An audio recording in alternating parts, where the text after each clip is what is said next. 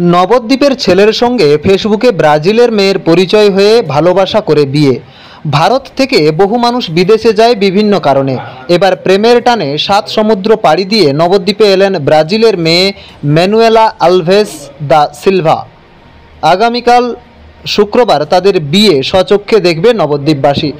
মোবাইলের ফেসবুকে দীর্ঘদিন ধরে চলা প্রেমের টানে প্রায় 15,000 কিলোমিটার পথ পাড়ি দিয়ে সুদূর ব্রাজিল থেকে নবদ্বীপে প্রেমিক কার্তিক মণ্ডলের বাড়িতে এসে হাজির হয়েছেন ব্রাজিলের এই প্রেমিকা। এমনটাই ঘটেছে নবদ্বীপ থানার অন্তর্গত ফরেস্টডাঙ্গা এলাকার মণ্ডল পরিবারে। জানা যায়, নবদ্বীপ ব্লকের ফরেস্টডাঙ্গা এলাকার বাসিন্দা কার্তিক মণ্ডল কর্মসূত্রে সুরাটে থাকেন। আর সেখানে থাকতেই 4 বছর আগে ফেসবুকের মাধ্যমে পরিচয় হয় সুদূর ব্রাজিলের বাসিন্দা ম্যানুয়েলা আলভেস দা সিলভার সঙ্গে। পরিচয় ধীরে ধীরে ভালোবাসার রূপ নেয় এবং পরবর্তী সময়ে দুজনেই বিয়ের জন্য রাজি হয়। কার্তিক বাবু জানান, ফেসবুকে পরিচয় হওয়া ব্রাজিল থেকে আমার প্রেমিকা এখানে এসে এবং আমাদের বাড়িতেই বিয়ের আয়োজন করা হয়েছে। আগামীকাল শুক্রবার হবে আমাদের বিয়ে, আর সবটাই হবে সনাতনী তথা বাঙালি মতেই। ইতিমধ্যেই বাড়িতে শুরু হয়েছে প্যান্ডেল সহ বিয়ের তোড়জোড়। নবদ্বীপ শহরের ছেলের বউ হবে বিদেশিনী, সে কারণে প্রতিবেশীদেরও উৎসাহ উদ্দীপনা যথেষ্ট দেখা যাচ্ছে। কিন্তু পাত্রী তো ব্রাজিলের, সেক্ষেত্রে ভাষার তারতম্য আছে।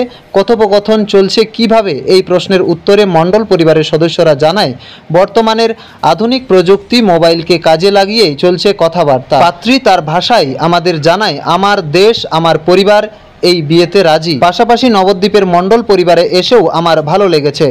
পাশাপাশি সে আরও জানায়, আমি শাড়ি পরতে ভালোবাসি। মণ্ডল পরিবার জানায়, আমাদের বৌমা এখানে এসে বাঙালি খাবার খাচ্ছে, তবে ঝাল খেতে পারছেন না, বাকি সব ঠিকঠাক আছে। নবদ্বীপের মণ্ডল পরিবার যেমন একাধারে আনন্দিত, পাশাপাশি স্থানীয়দেরও কৌতূহল যথেষ্ট। অনেক খুশি, বলতে পারছে না, এই মুহূর্তে বুঝতে পারছে না, এই কারণে। যেমন বলো, তুমি বলো, তুমি বল Bangla. You say you happy for wedding? Também bom. Também já. Um prazer ter vindo à Índia, principalmente para casa deles, que me acolheram muito bem. Graças a Deus. ভালোই লাগছে। কথাবার্তা কিরকম ভাবে বলছেন? কথাবার্তা দুটো একটা বাংলা শিখেছে বলছে, আর সব ওদের ভাষায় বলছে। মোবাইল মাধ্যমে কথাবার্তা বলা হচ্ছে। মানে আপনাদের এখন কথা বলার মাধ্যম মোবাইল? হ্যাঁ, মেন মোবাইল। বাংলা দুটো একটা শিখেছে, আরও শিখবে সামনে।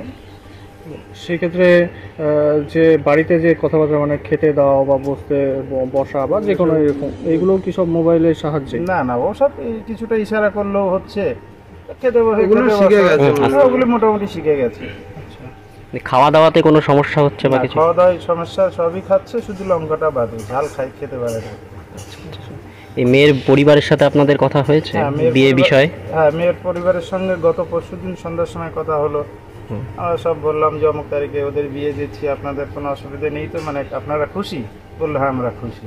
মেয়ে খুশি হলে আমাদেরও খুশি। তাহলে বিয়ের পরে আপনারা যাবেন? না, সম্ভব না, ওখানে যেতে লাগবে 1.5 লাখ টাকা, আসতে 1.5 লাখ, 3 লাখ। যা হবে ফোনের মাধ্যমেই হবে। তাহলে সামনের বছর জামাই ষষ্ঠীতে ছেলে কি এখানে থাকবে নাকি না বিদেশে যাবে? জামাই ষষ্ঠী থাকবে।